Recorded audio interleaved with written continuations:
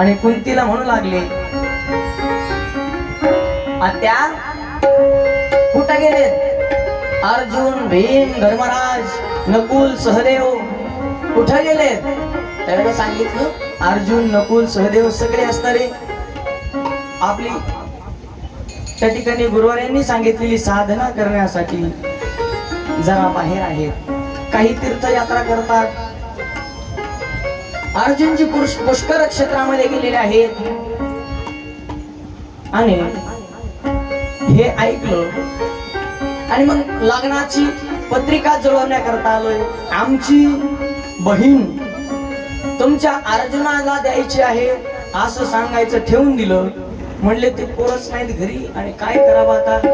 मग त्यांच्या घरून निघाले आणि कुठे गेले तर गांधारी आणि धृतराष्ट्राच्या घरी गेले. गांधारी धृतराष्ट्राकडे गेले.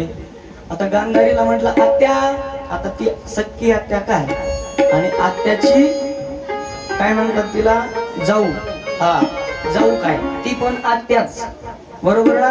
मग तिला म्हटलं आत्या मी माझ्या बहिणीची जन्मपत्रिका घेऊन आलोय. मला असं वाटतं की अर्जुनाशी हिचा विवाह करावा, परंतु म्हणणंच होईना, जीव रेटाना. काय म्हणले? जीवच रेटाना. जिच्यापाशी होतो तिला म्हटलो नाही आणि आता म्हणून काय फायदा आहे. मग आता म्हणतो, आता काय म्हणतो तर अर्जुनाला द्यायची.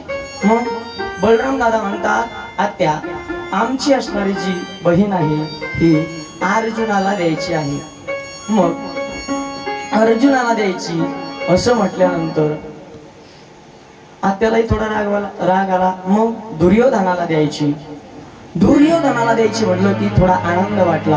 आनंद एवढा झाला की तिला वाटलं त्या द्वारकेचा जो राजा आहे असा श्रीकृष्ण परमात्मा आणि बलराम यांचं कायमचं छत्र आपल्या डोक्यावरती तयार होईल. कशाला? जर युद्धाचा प्रसंग आला तर. म्हणून आनंदित झाल्या, होकार दिला म्हणे दुर्योधनाशी विवाह त्या ठिकाणी मी स्वतः लावून देईल असं गांधारी म्हटली. आणि दोघांच्या पत्रिका जुळवल्या आणि आले घरी. घरी आल्यानंतर श्रीकृष्ण परमात्म्याला सांगितलं म्हणे आपल्या ताईचा विवाह दुर्योधनाशी ठरून आलोय. ही पाय म्हणले पत्रिका, गुण सर्व जुळले, सर्व झाले. मग असं म्हटल्यानंतर श्रीकृष्ण परमात्म्यानं असं ऐकलं. त्यांना वाटलं हा बाबा गेलाय, कोण? बलराम दादा गेलाय, हा अर्जुनाची पत्रिका पाहायला गेला असावा. अगोदर अर्जुनाचीच पाहायला गेलता ना, नाही पाहिली. मग कोणाची पाहिली? दुर्योधनाची पत्रिका जोडून आला. ब्राह्मण देवतेला भूदेवतेला दाखवलं आणि हे श्रीकृष्ण परमात्म्यानं पाहिलं. कन्हैयाच्या तळपायाच्या मस्तकाला गेली आणि कन्हैया म्हणतो मला हे मंजूर नाही, मला हे गोष्ट मंजूर नाही. आणि जी पत्रिका हातात होती, दादा मोठे होते तरी मोठ्या दादाच्या हातातली पत्रिका घेतली, अशी चुरगळली आणि कोपऱ्यात फेकून दिली. हे मला मान्य नाही असं म्हणू लागले. त्यावेळेला दादा ते दादाच म्हणजे मी एकदा वचन देऊन आलोय, मला तोंडावर पाडतोस. हा पूर्वीच्या म्हाताऱ्या असायच्या, त्या काय म्हणायच्या माहितीये का? माझ्या मुलीची मुलगी माझ्या मुलाच्या मुलालाच देणार. हा मी मरायच्या आधी माझ्या डोळ्या देखत. बरोबर आहे ना आजी माय? बरोबर आहे का नाही? आणि मग हाच असणारा भाव बलराम दादा म्हणला मला तोंडावर पाडतोस, तुला काही कळत का नाही? जन्म घ्यायच्या अगोदर आदल्या जन्मामध्ये मला लक्ष्मण केलंस, मी तुझ्या आज्ञेत राहिलो, मी 14 वर्ष उपवासी राहिलो, तू सांगितलं ते काम केलं. आणि ज्या वेळेला मी परत स्वधामाला आलो आणि श्रीकृष्ण म्हणून तू जन्म घेणार होतास, त्यावेळेला मला कशाला म्हटलं चल म्हणून? मी तर नकार दिला होता. तू तर म्हणला आता तू वडील होय बा सर्वज्ञ, पाणी नवी आज्ञा तुझी रे बा. श्रीकृष्ण कन्हैयानं बोलवलं ना, कोणाला? अहो चांगल्या चांगल्याला गुलवतोय हा बाबा. गुलवला का नाही यानं? काय म्हणतो? अरे दादा, आता तू आतापर्यंत माझी सेवा केलीस ना, आता मला सेवेची संधी दे ना. मग सेवेची संधी दे म्हणजे आता तू मोठा होय, आता तू मोठा भाऊ होऊन पुढे जा, तुझ्या नंतर मी येईल. आणि तसंच केलं ना का नाही यानं? अगोदर 7वा संकर्षण म्हणून बलराम प्रकट झाले आणि नंतर श्रीकृष्ण परमात्मा 8व्यांदा आले. म्हणजे कोण वडील आहे, कोण मोठा आहे? तर बलराम दादा. मग बलराम दादा मोठे आहेत. मग अशा बलराम दादाचं ऐकन असं कुठं वचन दिलं होतं? अरे ते म्हणले आतापर्यंत खेळताना, कालियाच्या डोहामध्ये उडी मारताना, तृणावर त्या ठिकाणी आगासूर, बकासूर, कालिया या सर्वांना मारता वेळेस माझी आज्ञा घेतली नाहीस. मी मोठा आहे आणि पाळीनं मी आज्ञा तुझे रे बा. आता तो वडील होई बा सर्वज्ञ असं म्हटलास. नुसतं तोंडानेच म्हणतो रे तू, असं फक्त तोंडानेच म्हणतो तू, मला कधीच संधी दिली नाहीस. एवढा शब्द तरी मोडू नको. कृष्ण कन्हैया म्हणला, अरे बाप, आतापर्यंतच्या सगळ्या गोष्टी ऐकल्या असत्या तो परवडला असतं, पण ही गोष्ट काय ऐकायसारखी नाही. काय? अर्जुना, अर्जुना ऐक, मी आलोय. म्हणजे देवा आलात तुम्ही? वा वा म्हणले, बरं झालं, बऱ्याच दिवसातून दर्शन झालं, आलात. अरे आलात खरंय, पण म्हणले ऐक, माझी अशी इच्छा होती. काय? की माझी जी बहीण आहे सुभद्रा, हिचा विवाह तुझ्याशी म्हणजे अर्जुनाशी व्हावा, असं अर्जुनाला सांगतात. हा मग ते म्हणला, कारण मग कशात आणलंय, कशात नडलंय? मी तयार आहे म्हटला. सांगा, तिला जाऊन सांगा, द्रौपदी हिला सुभद्रेला जाऊन सांगा मी तयार आहे. ती जर मला वरणार असेल तर मी तयार आहे, असं जाऊन सांगा. म्हटल्यानंतर झालं असं की परमात्मा म्हणतात, अरे ते खरे, पण बलराम दादानी तिचा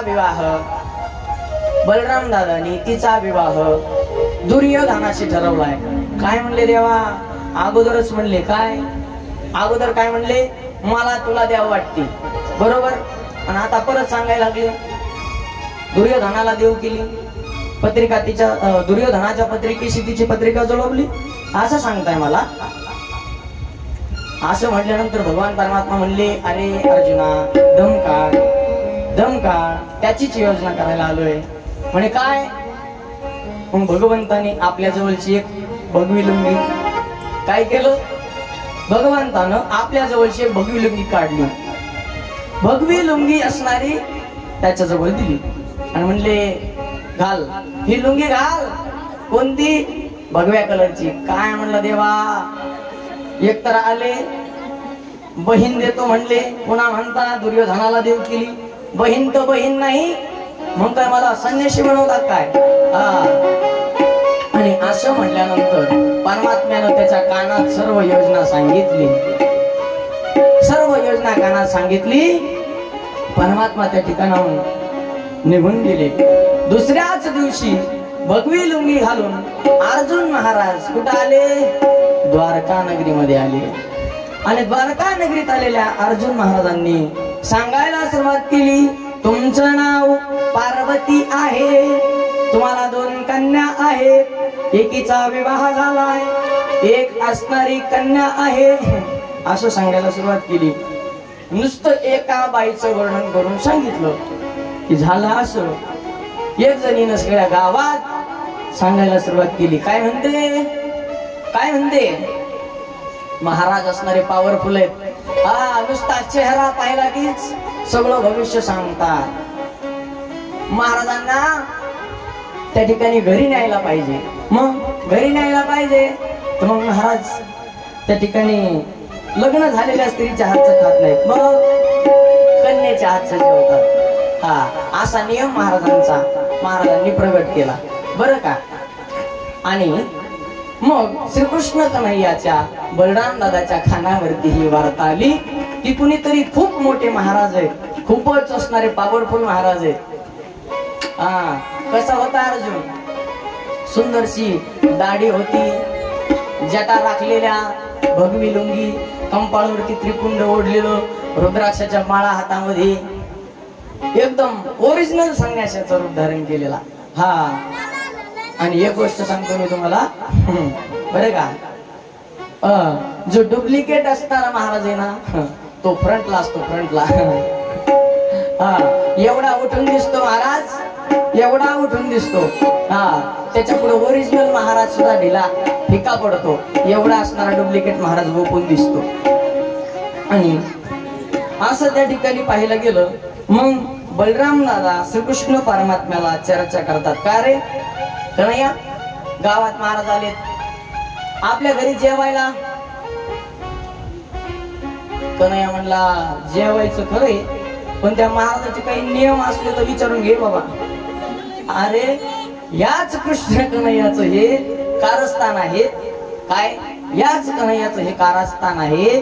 आणि हाच कन्हैया पुन्हा बलराम दादाला सावधगिरीचा इशारा देतोय. काय म्हणतोय, तर हा परमात्मा म्हणतोय महाराजाला घरी जेवायला आणायचं बरोबर, पण त्या महाराजांचे काही नियम आहेत का पहा. मग महाराजाला विचारलं ना बलराम दादानं.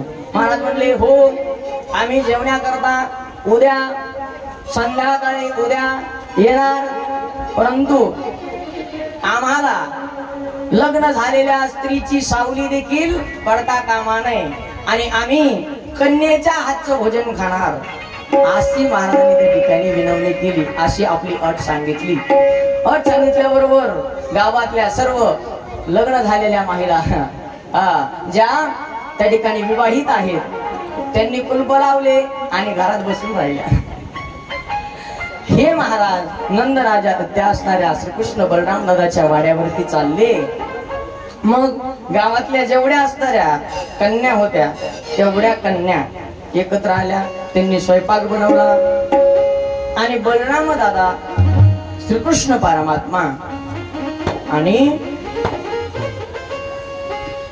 जे असणारे महाराज आहेत म्हणजेच अर्जुनजी, अशा अर्जुनजी त्या ठिकाणी काय करतात तर जेवण्याकरता त्या ठिकाणी येतात. गोपाल कृष्ण भगवान की जय, जय जय श्री राधे श्याम.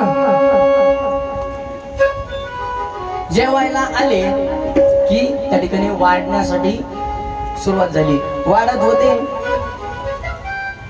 वाढून झालो, पण कन्हैयाच्या शेजारी बसलेल्या महाराजांना कन्हैयाला खोबा हाणला, खोबा असा. हा, अरे म्हणले लमाट्या कन्या दिसायला लागल्या, मला सगळ्या कन्याच दिसता येत. मग याच्यातली नेमकी कोणती आहे, सुभद्रा. त्यावेळेस भगवान परमात्म्याने आवाज दिला. कन्हैयानं सांगायला सुरुवात केली, आवाज दिला, सुभद्रा महाराजांच्या ताटात कडी कमी पडली, घेऊन ये.